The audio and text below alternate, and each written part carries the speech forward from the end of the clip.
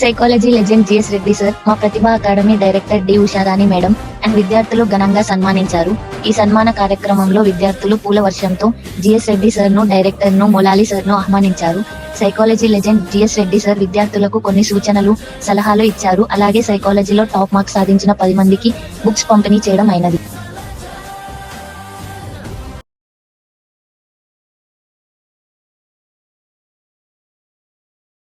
నాకైతే మొత్తం విమర్శలే, చాలా మంది ఫ్యాకల్టీ విమర్శలే, ఆపోజిట్ డైరెక్టర్ విమర్శలే. సో చాలా నేను నా విజయానికి కారణం ఒకే ఒకటని చెప్తే ఇదే పెద్ద విజయం కాదు. సో విజయానికి కారణం ఏంటంటే నా విమర్శలే నా విజయానికి కారణం అని నేను ఎప్పుడు చెప్తున్నాను. సో విమర్శిస్తున్నప్పుడు దాన్ని మనం చాలా స్పోర్టివ్గా తీసుకోవాలి. సో కాబట్టి ఇది మెయిన్. సో పోస్ట్ మార్టం చాలా డెడ్ ఈజీ, ప్రాపర్ ప్లాన్ గా మీరు కష్టం చదివితే డెఫినెట్ గా దేనిని సాధించవచ్చు. ఇక మన institute Nandyal Pratibha academy the great institute చాలా సంవత్సరాల నుంచి ఉంది. సో చాలా మంది యాక్షన్ ఇన్స్టిట్యూట్ ఎప్పుడు స్టార్ట్ చేస్తారంటే అప్పుడప్పుడు గుడారాలు వేస్తుంటారు, చూసారా? పనులున్నప్పుడు గుడారాలు వేసి మనకు తీస్తూ ఉంటారు. నేను సార్ అడిగినాం, మీరు అలా చేస్తుంటారు. వద్దు సార్ మంది పర్మనెంట్ ఇన్స్టిట్యూట్ అని చెప్పారు.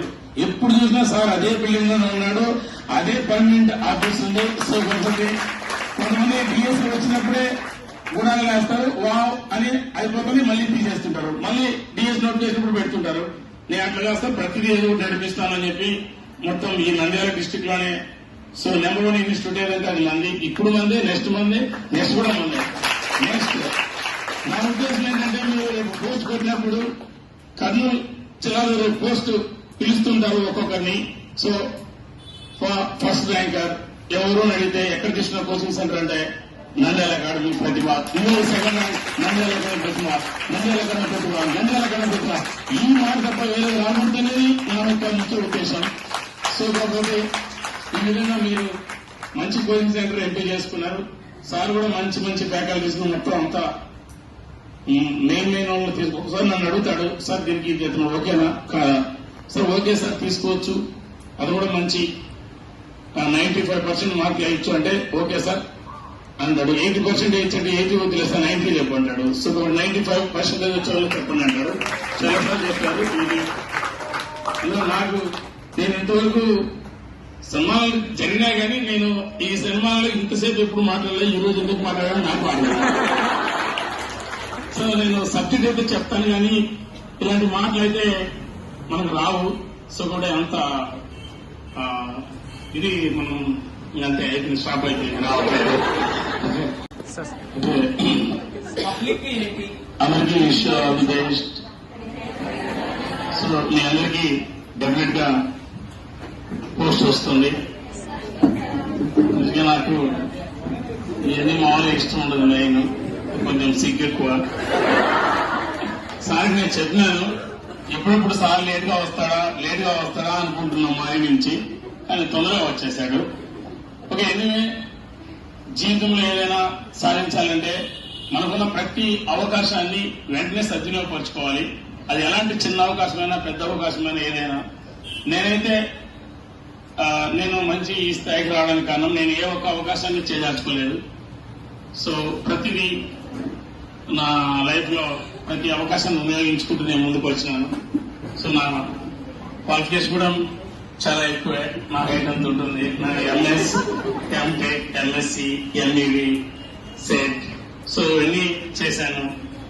సో ప్రతి అవకాశాన్ని చాలా మంది మనం విమర్శిస్తూ ఉంటారు. ప్రతి విమర్శ కూడా మనం అదొక ఎరువులాగా భావించాలి. సో ఒక చిన్న విషయం ఏంటంటే ఈ సమాజంలో మనం ఏం చేసినా విమర్శిస్తూ ఉంటారు. ఫర్ ఎగ్జాంపుల్, ఒక చెట్టు దగ్గర కొంతమంది పని పట్ట లేకుండా జులాయిగాలు కూర్చో ఉంటారు. భార్యాభర్త ఇద్దరు గాడి మీద వెళ్తూ ఉంటే అరే వీళ్ళకి తెలివి ఉంది లేదా, అంత ముగుసుల మీద పోతున్నారు భార్యాభర్తలు, వీళ్ళకు బతికేలా అంటారు. అలా కాకుండా రెండో రోజు వాళ్ళ భార్యను గాడి మీద కూర్చోబెట్టుకొని వీడు తీసుకెళ్తుంటే వీడికి సిగ్గుందా, భార్యకు పెత్తనం ఇచ్చినాడు అని అంటారు. ఇలాగే కొడుక అని చెప్పి మూడో రోజు వీడు కూర్చొని భార్య నడిపించుకొని గాడిపోతుంటే వీడికి ఏమైనా బుద్ధి ఉందా, ఈడు గాడిద మీద కూర్చొని వాళ్ళ నడిపించుకుంటూ పోతుందన్నాడు.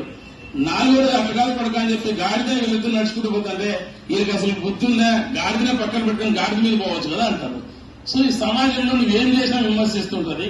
సో విమర్శించినప్పుడు మరొక గాడిదలాగా మనం ఒక గాడిద బావిలో పడుతుంది, అందరూ దుమ్ము ఎత్తుకొస్తున్నారు, తూ గాడిద అని. ఈ గాడిద మామూలు గాడిద కాదు, దుమ్ము దులుపుకొని అడుగు ముందుకు వేస్తుంది, దుమ్ము దులుపుకొని అడుగు ముందుకు వేస్తుంది. అలా దుమ్ము దులుపుకొని మనం అడుగు ముందుకు వేస్తూ పోవడమే. సో సమాజంలో చాలా విమర్శలు వస్తుంటాయి. మన బంధువులే ఎక్కువ ఫస్ట్ విమర్శించేది బంధువులు, తర్వాత ఎదురింటి వాళ్ళు వీళ్ళు.